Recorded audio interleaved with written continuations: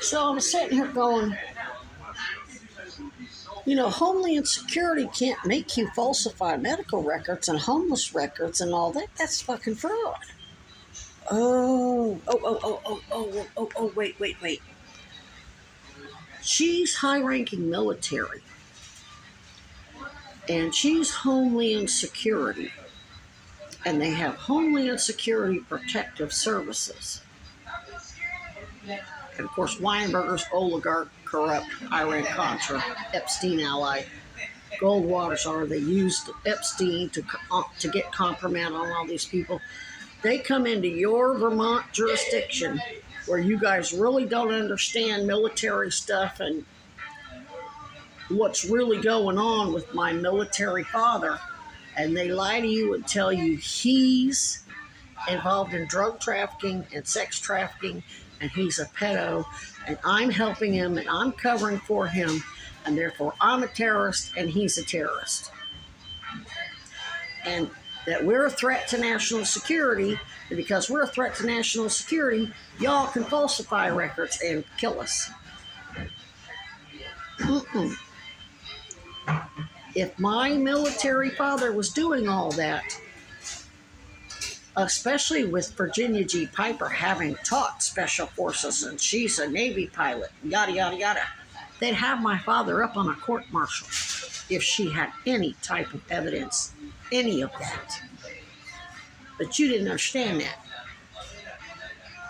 Couldn't figure out why Heather Bush and Kevin Pounds knew what he was doing was wrong. I could tell by looking. He knew damn well you don't refer me over to fucking sober house. He looked guilty as shit. But then again, he might just have been scared of shit, not wanting to be in the middle of it because he didn't understand it. Because this is, Vermont. Hippies. So, now you know you were lied to by the people who used Epstein to get compromise on people. And they didn't just use Epstein. They could run honeypot. You saw them try to run a honeypot on me. And then when that didn't, of course, even prior to that, they tried to convince me that they were working for Sarah George and Bernie Sanders. And and since Becky Burrell's relatives were military and Caton's father was military, they probably lied to him and told him the same thing. Of course, it's pretty obvious from their reactions. They knew damn well what they were doing was wrong. That's why they crashed out and escalated and went and filed a damn malicious restraining order and had Emmett Wood and Ranger Preston do that stupid no trespassing, which is malicious. Ranger Preston, you knew better because you came out there and lied and said that the mayor sent you when she damn well didn't. That makes you a threat to national security, bro. That means my dad can deal with you any way he wants to. Whoever told you to do that, you better be snitching them the fuck out. If somebody forced you to do that, you better be telling the mayor. If somebody came to you with pictures with you cheating on your wife or cheating on your boyfriend or cheating on your wife with the boy, whatever, or said they had something on your kid, whatever, you're a victim. But if you did that shit knowingly, I can't help you.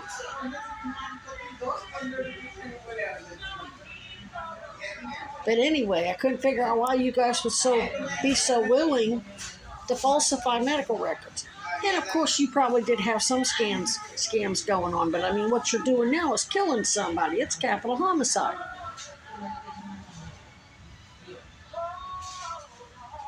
And it's not like you didn't know I was a whistleblower who got Buffalo City Hall raided because Dragon's lawyer quoted it in which ought to tell you right there his lawyer's a sack of shit.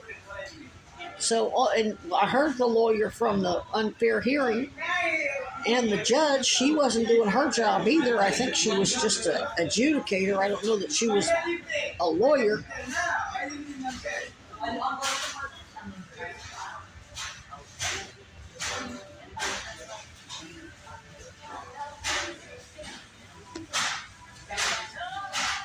I'm not the threat to national security, neither is my father. The Kennedys and their friends, the Goldwaters. The Kennedys weren't innocent victims. Did they deserve to be assassinated? No. But who was going to bring him up on charges when they were all involved? And Kennedy was an addict. They could have just killed him right there in the White House. But they wanted to make an example of it. And the Kennedy family knew they had plenty of ugly skeletons. They were nasty rapists, pieces of shit that made their money illegally. That's how they even became president. Joe Kennedy was a fucking Nazi sympathizer. They've got their own PIs running around here. Cronin's got his. And this man that I was talking to on the previous video said he got a job. He was going to work 2 hours over at Dollar General putting tags on, and then he would have $30 dumped into his bank account. So he leaves, says he's going to work. That's why when he comes back a few minutes later, I said, I thought you went to work. Oh, no, they just put the money on my account. Chances are that's how Chad's paying these people. And he ain't going to pay them much. He damn sure ain't paying them for the risk that they're taking. Chad, when you have these civilians come at me, you're threatening my father, the lead investigator on the Kennedy assassination. And you're a fucking cop, bro. You're an attorney who worked for DHS. You're an officer of the court. That means you're a government agent. That means they can just pop a cap in your ass. Because you're a terrorist insurgent. I ain't the fucking one, you fucking strung out piece of white privilege shit. And you keep hiring strung out idiots. Whether it's drugs, alcohol, or he's so fucking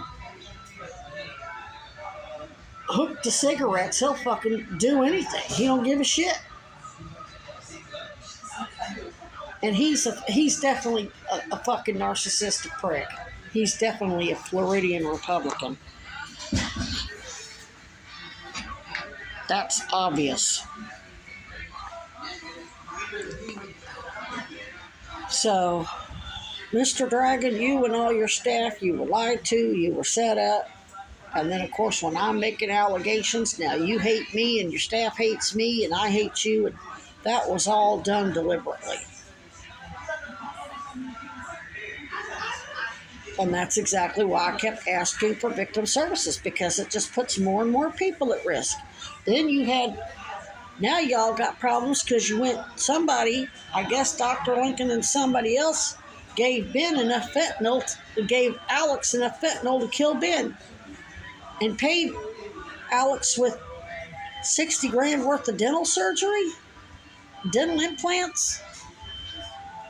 Then had Ben killed Brandy. Then had, of course, that might have been with Alfonso. I'm sure that was Weinberger's street cops and DHS protective services, Iran-Contras people doing that. But you got implicated in that.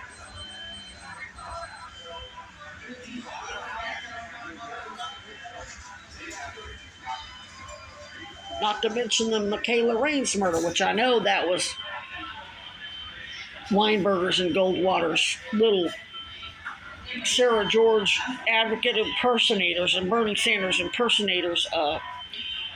Becky Burl and Autumn Caton, watching my damn social media, saw that post about Save-A-Fox and that the organization that screwed them out of the land was tied to BlackRock, and they get on the phone, oh, look, and the next thing you know, that young lady's dead. Snitch them all out. They're the threat. They're the ones that are the child trafficking, drug trafficking threats to national security, not me and my father. Did my father do some Shit, yeah, because he's got to blend in. Just like I just did some messy shit to hurling allegations at everybody, even though I knew they looked terrified.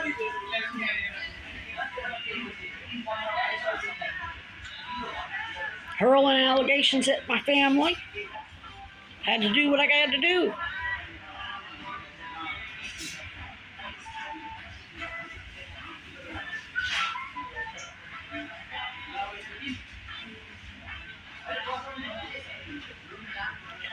We all need victims advocates at this point, and we need some from the military who have a better understanding, because I'm not really military, which I'm sure Hochul's got I think Hochul's got plenty of military people, military advisors. So, shit, they're running one hell of a clandestine operation from what I can tell with the good cops, with the two cops that arrested me and made Sergeant Preston stay in his car so he didn't hear them asking questions to catch him in a bunch of lies. And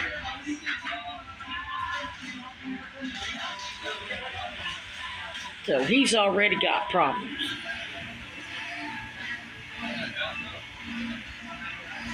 And that just might have been a thing between him and Weinberger that you didn't know nothing about. Maybe they lied to you and you believed whatever bullshit they told you. I don't know.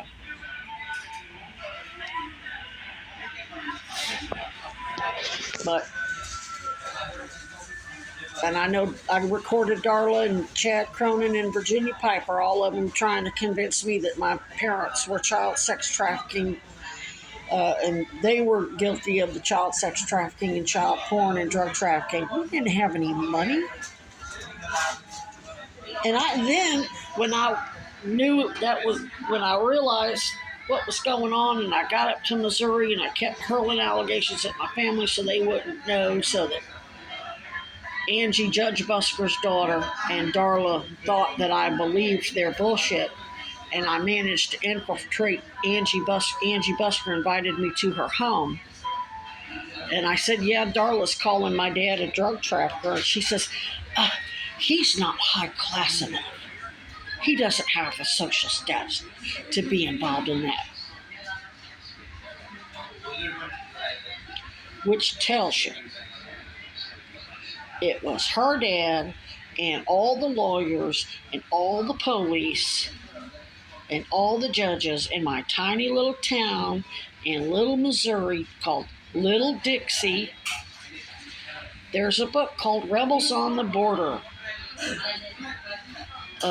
Something, emancipation from ratification with the 13th, anything. Anyway, there's two, the Bluegrass area in Kentucky and the Little Dixie area of Missouri are two places that have emancipated themselves from ratification with the 13th Amendment, meaning they're fighting, they're making slavery legal.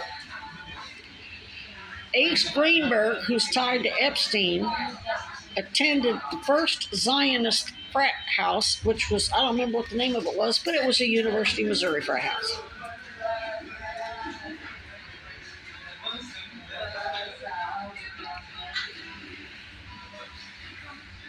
And I'm not going to go into Sasha Minu Curry and Michael Brown and all that other stuff. I suggested the Mizzou football player strike that has them hemorrhaging. Your students out at UVM did a big old protest that things aren't much better at UVM. And I'm seeing that too. Was it forced?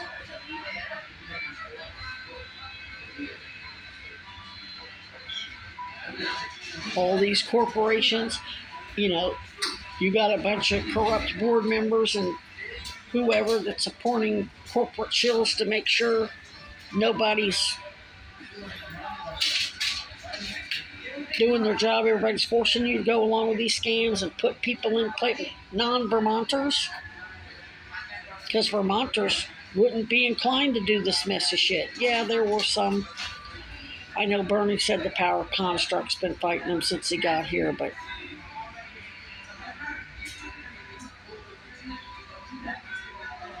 Of course, they're calling Bernie a terrorist and a communist. It's going to be up to you. I can only help you so much.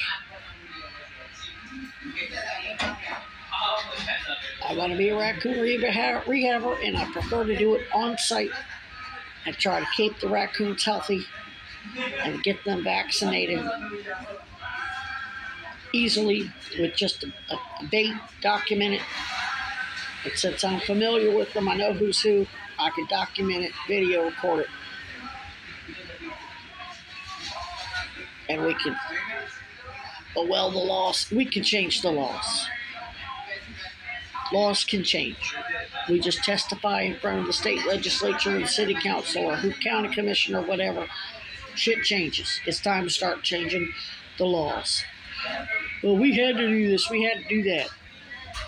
Yeah, Epstein's partners in crime made the laws, and you need to snitch out anybody in the local Vermont legislature that's involved in this crap, too, who's lying to you.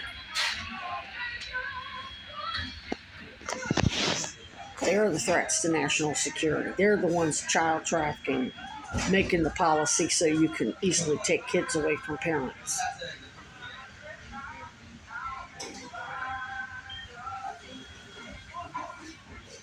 And most of you aren't familiar with how they operate here in Vermont, so you were very easily lied to and scammed. And not that you're stupid, it ain't got nothing to do with being smart or not.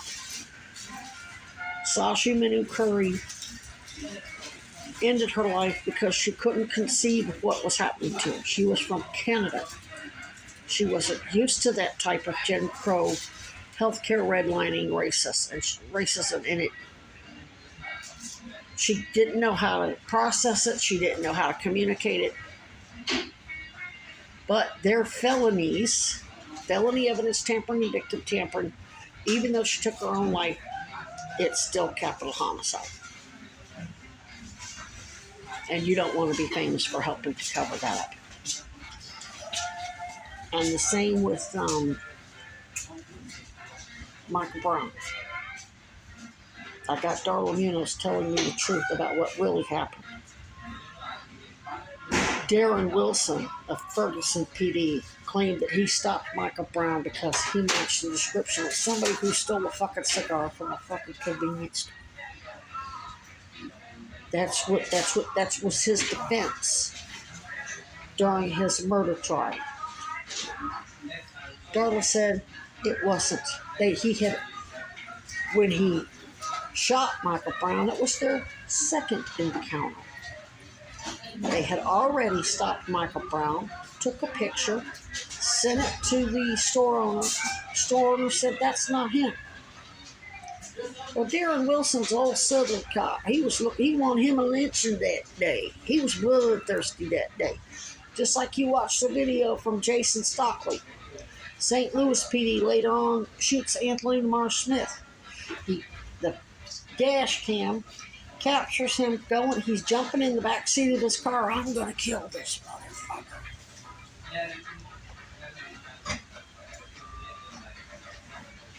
So even after the store owner had cleared Michael Brown, Darren Wilson kept doing parallels with him. And Michael Brown got sick of it and was cussing him out and was about to smack his ass. If Darren Wilson had been afraid of Michael Brown, he wouldn't have been sitting there in his car with his window down, engine off. He'd have been backing up or whatever.